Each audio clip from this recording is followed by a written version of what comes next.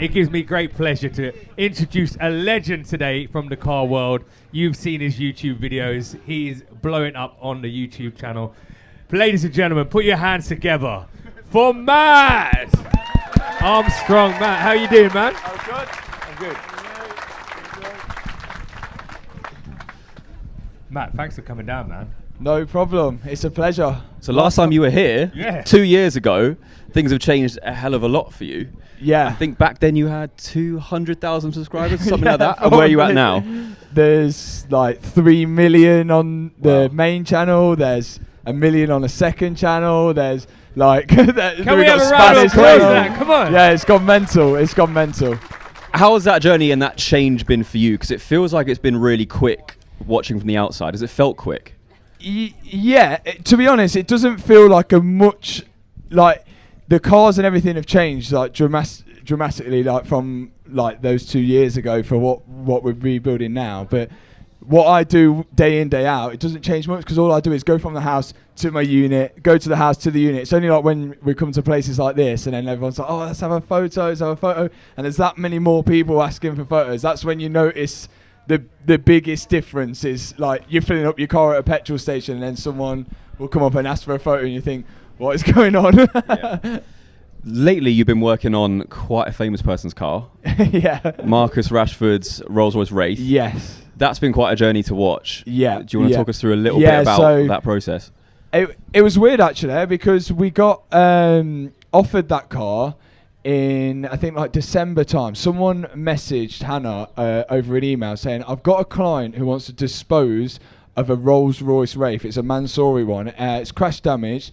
Do you fancy it? And I seen it. I didn't know it was his car to start with, and I thought, yeah, I'll have a go on that. How much does he want for it? Hannah messaged the guy back and said, yeah, how much does he want for it? Really interested. Then we didn't hear anything from it. And then I think about 3 or 4 months later down the line, we had another email saying the clients chose to put it through an auction instead, and here's the auction listing. So we got the auction listing and I was like, oh, it's a Mansory Wraith. There can't be many of them about. Like, where could I get parts for it? That sort of stuff. Started researching it. Next thing I found the actual car on YouTube when it come out from Mansory, and all the comments were like, this is Rashford's car, this is Rashford's car. Then one thing led to another thing, and eventually found pictures of Rashford in it, and then I seen the news article when he crashed it, and then that then made me want to get it even more. Yeah, that's crazy. So I had to get it then. And how much do you research the parts beforehand? Because obviously, it being a Mansory Wraith, some of the parts are extremely expensive. Yeah. And I know on camera you make it seem like you're finding out then and there. Is that really the case? Yeah, it usually is.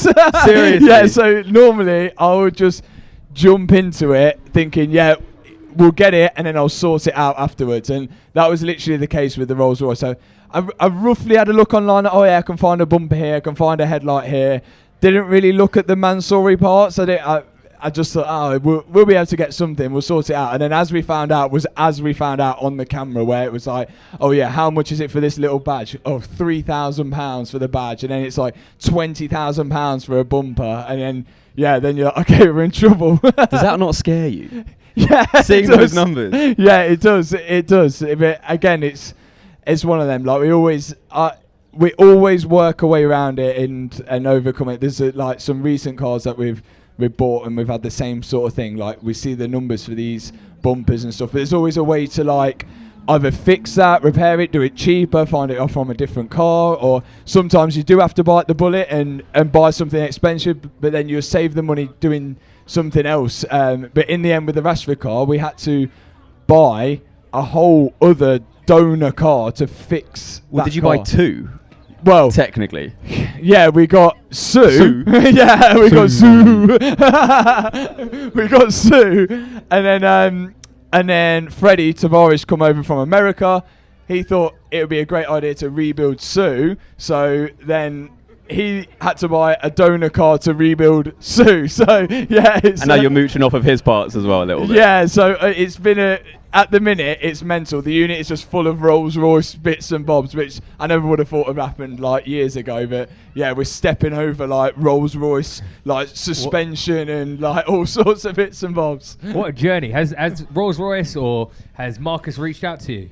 So we've had Rolls-Royce have been really good, actually. Like, the dealerships have been really good, helping us with the parts that we need, actually selling the stuff and helping us like on how to fix them, how to solve the problems, which sometimes they close the doors at. Like, a lot of the time with Porsche, they'll say, okay, we can sell you this part, but we're not allowed to tell you how to fit it. It's just, that's our like procedures. We can't tell you how to do it, so we'll figure things out ourselves. But Rolls-Royce have actually been really good and really supportive of it, even though their actual brand, they try to protect Rolls-Royce a lot. So normally when a Rolls-Royce gets crashed, they'll category B the car if Rolls-Royce won't repair it, because they don't want someone like me repairing the car and then it starts driving along the road and it drops to bits. What does category B mean for those that don't know? So category B means that you get different categories on the car. If you get cars get a category B, it's only good for parts. It can never be put back on the road. So normally if somebody's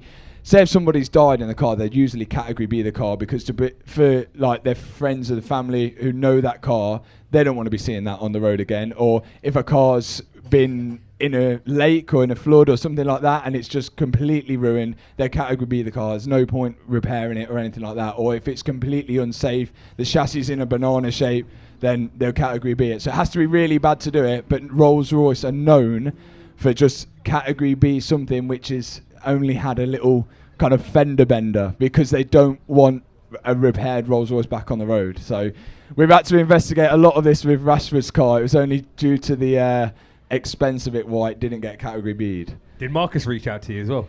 Rashford's team did, and Marcus is getting a lot of like stick for it at the club. So his team who looks after his cars. See, what I didn't realise, what's completely opened my eyes to all of this, these like Premier League football players, they've got like their own staff completely. You know, like they'll have like multiple people on payroll who just do their, like, this guy looks after my car, this guy looks after my garden, this guy looks after my hair. Like, you know, like these people are just getting paid left, right, and centre of them. There's a group of lads, super sound lads, who were looking after Rashford's cars, and they messaged me and said the reason why you can't start the car is because it's got like a ghost immobiliser on it. You have to put a certain code in to do that. We can tell you it. Also, we've got the spare key and we've got a load of parts. Do you want to come up and grab them? So we went up and grabbed them. We got shown his car collection whilst we was there. We didn't get to meet Rashford. He was on international at the time, which I think is a sore subject for him at the minute. But it's but then we said, oh, has he seen the video? And he said, yeah.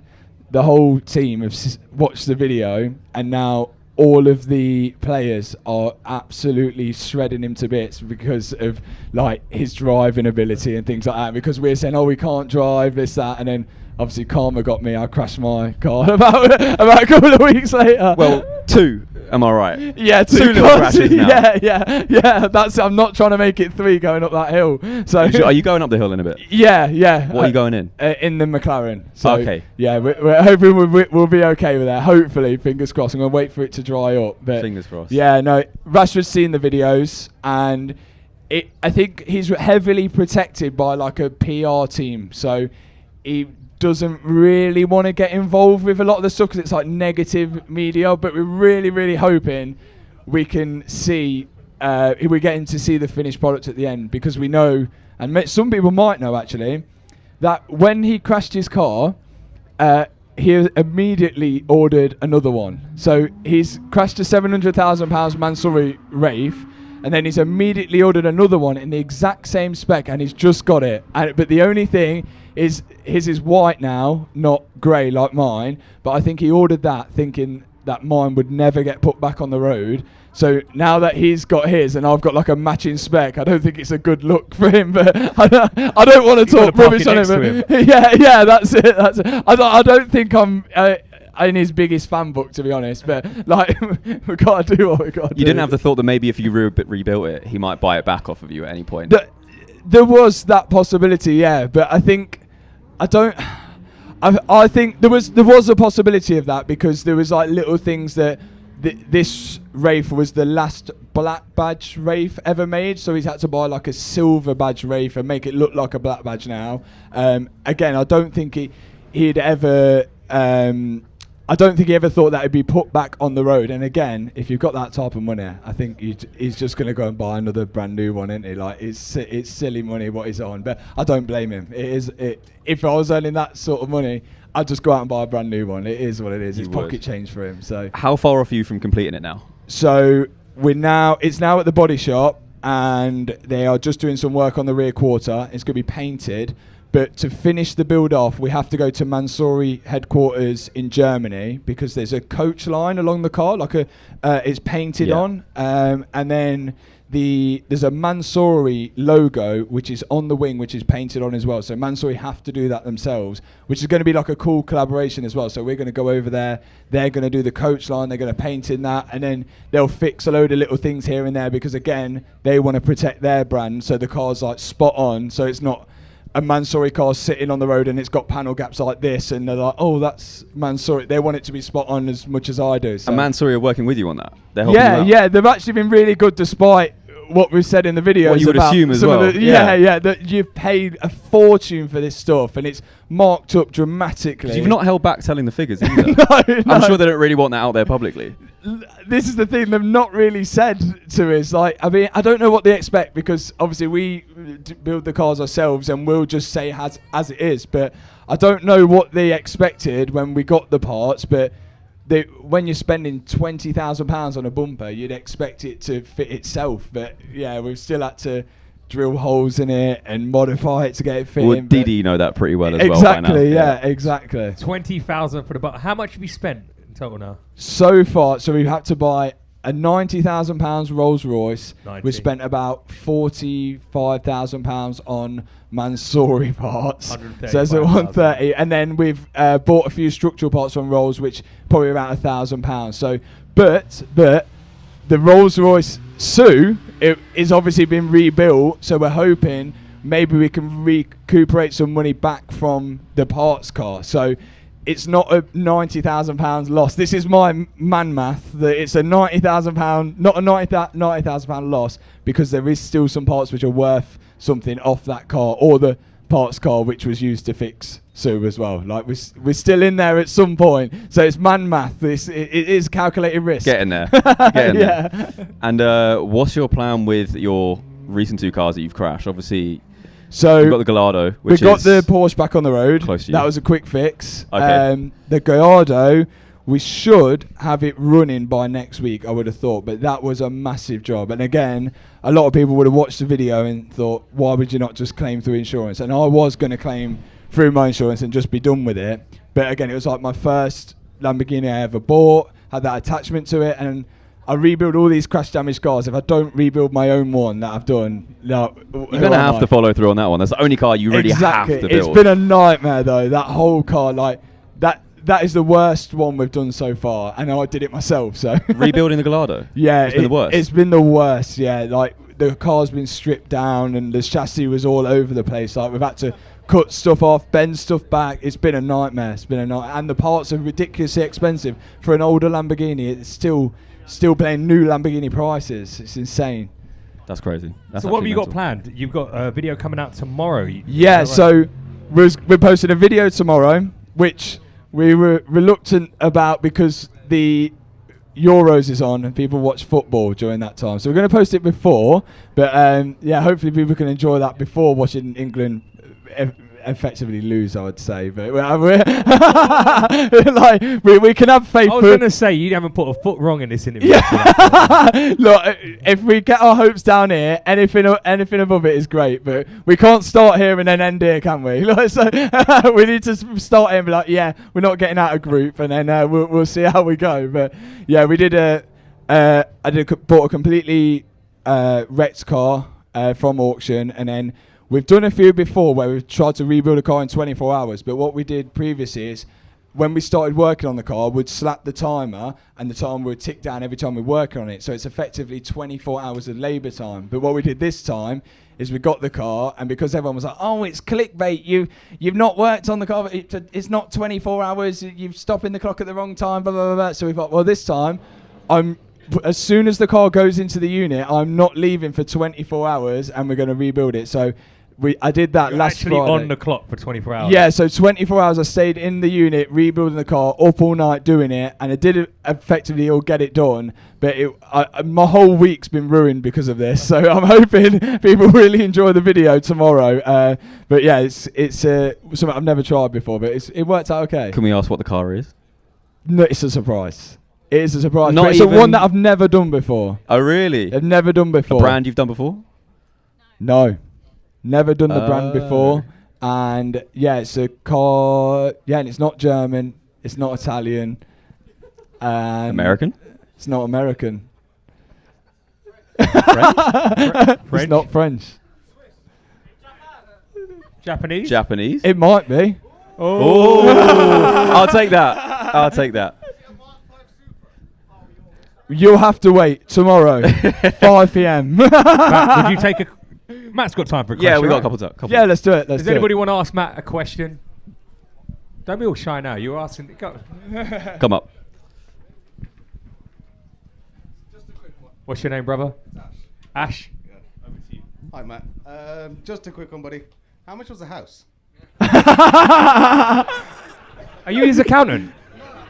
I like property. Okay, we've got 3 attempts. I'll say higher or lower. 1.5. You don't even know. Okay, you can sit back down.